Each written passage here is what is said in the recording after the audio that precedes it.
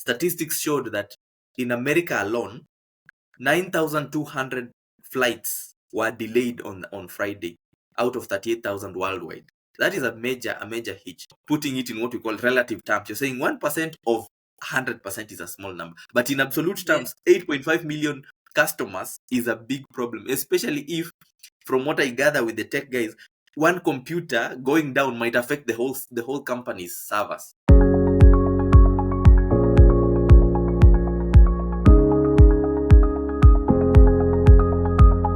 Greetings, everyone. Welcome to the Marketing Matters podcast. Here we talk about marketing strategy, digital trends, tech news, and anything in between. I'm your host, Steven Atem. I'm Atema Victoria. Yeah, so the major news that happened last week was what we call an outage by a company called Crowdstrike that affected Microsoft users, who in turn affected a lot of businesses.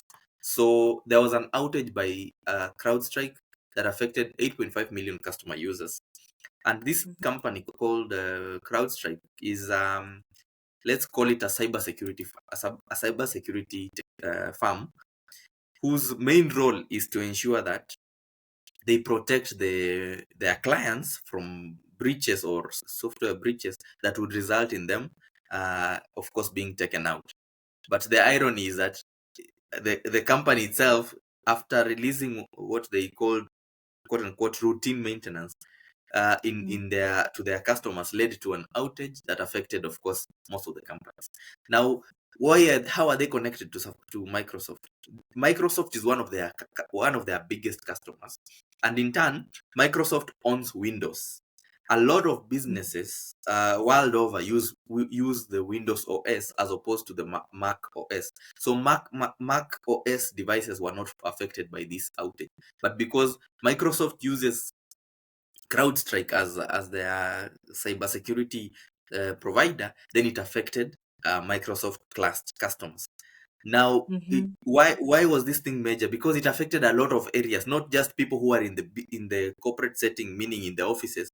Guys in airports were also affected by this outage. In fact, statistics showed that in America alone, 9,200 flights were delayed on Friday out of 38,000 worldwide.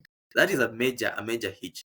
And then in the banking sector, big banks like JP Morgan also faced issues with their platform. But it's also because these banks also use a terminal called Bloomberg, which was also affected by this outage. So it affected a bit of trading, though not for a long time. Guys in the healthcare, government departments, including foreign ministries, were affected. Restaurants, like it was a big outage. But of course, by Saturday they had done some backups and restoration of devices. But it was just something worth noting and sharing, and just to see the power that one company can have over a lot of entities.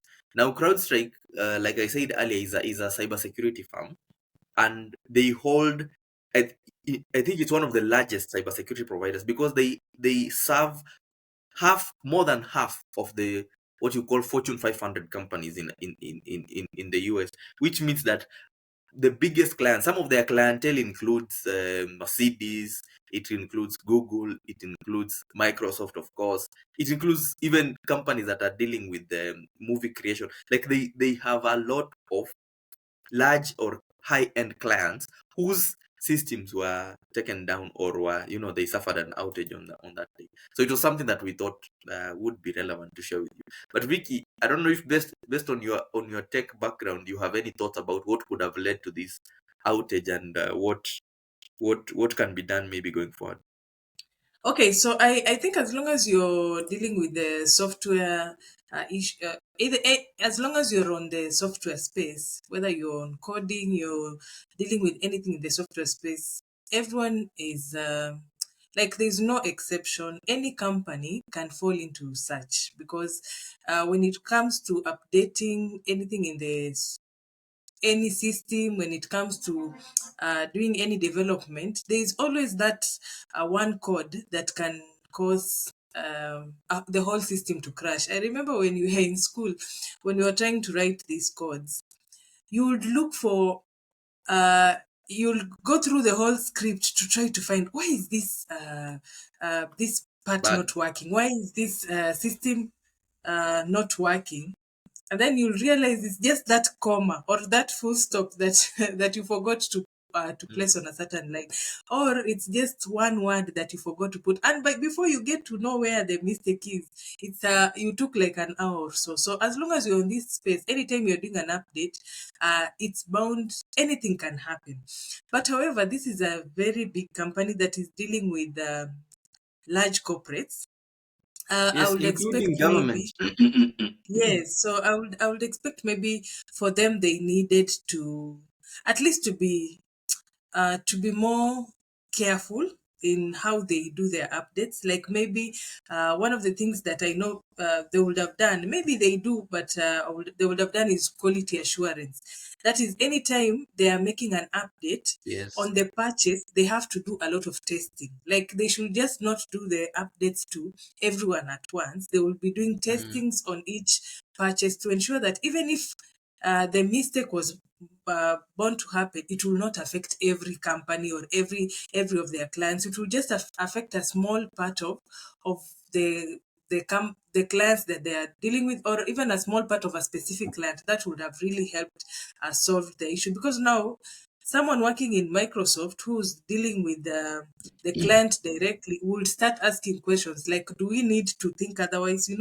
Like now yeah, yeah, yeah. their business is already a threat, because now people are worried, like, you are not guaranteeing us what you said you're going to guarantee us. So that is one. They need to ensure the person in the quality assurance, they don't need to ignore that this is an update we always do and it works. You can never be Mm, so sure. You always need to be cautious on how you handle the software space. Then the second thing is that I believe they also had a disaster recovery, or if not, the backups. Even the companies themselves, as much as you have mm, outsourced some of these services, even you as a company, even this even applies to all of us as businesses. You always need to have a backup to ensure that if the worst comes to the worst, at least you have a backup of your system or your softwares or anything that you have taken in the online space. Even if you're doing, like, for example, these companies, if they didn't have backups, I'm sure it would be very hard for them to be able to recover some of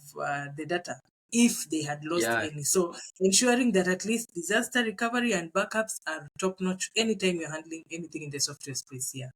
Yeah, that's true. Especially on when you talked about the quality assurance, there was a joke online that tech companies have been downscaling on their workforce. So there was a joke that probably the QA, the quality assurance team, had been cut maybe by half, just to ensure that the company maintains profit. Because it's also one of the top companies in the tech space that were reporting some huge profit. Somebody was making a joke that probably the QA team had been cut by half to ensure that shareholders get their return, and then suddenly you Mhm. get this what again they keep saying it was just a routine maintenance. They don't want to create fear that probably their systems were compromised.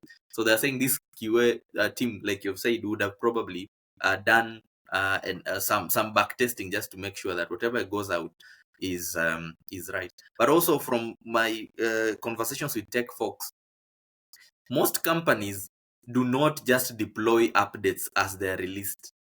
So I Mm. don't know what how I don't know what they call that, but maybe you can speak into that. But most companies, remember, part of what Microsoft updated was 8.5 million Windows users, which they say is just less than 1% of the active Windows users, meaning 850 million customers. They have over 850 million customers worldwide who who are largely not affected, which Effective. would Mm. suggest that some of these companies do not just push updates before maybe doing some back testing, or do not just accept the new updates before they do their own internal quality assurance and releases to the internal users. Thoughts?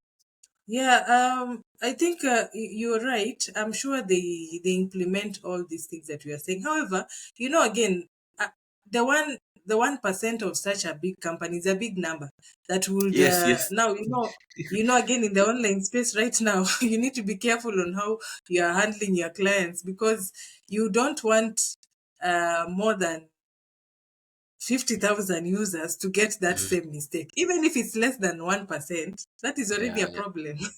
Yeah, I Yeah. think that was my concern. They were trying to play down the situation, saying, okay, okay, we had this issue. In fact, they were very adamant that this was not a Microsoft issue. This was an issue, but we were working with CrowdStrike, and that's why they put that statistic that 8.5 million customers were affected, but they represent less than 1%. So, in my view, they are just trying to try to play down the situation, but by putting it in what we call relative terms, you're saying 1% of 100% is a small number, but in absolute Yeah. terms 8.5 million customers is a big problem, especially if, from what I gather with the tech guys, one computer going down might affect the whole company's servers. So Yeah. it is still it is still bad. But anyway, they have at least as at 8.5 million customers were affected, but they represent less than 1%. So in my view, they are just trying to try to play down the situation, but by putting it in what we call relative terms, you're saying 1% of 100% is a small number, but in absolute Yeah. terms 8.5 million customers is a big problem, especially if, from what I gather with the tech guys, one computer going down might affect the whole company's servers. The beginning of this week, they had said they had restored most of those devices back online, and they're working internally to ensure that that does not happen. So yeah, thank you for those insights on the tech side as well as on the marketing end. I would urge, or any person who is handling on the marketing, and to also acquaint yourself with the tech bit of things, because sometimes when these things happen, they affect everyone, including people who are not even in the tech space. Like, imagine a company that did not even know that one of their vulnerability was having a Windows OS without proper updates and whatnot. So some companies actually benefited by not being updated on the Windows OS. But yeah, that's it for us today on the marketing news. I'm your host, Steven Atema. I'm Atema Victoria. Remember to like, subscribe, and share. Bye. Bye.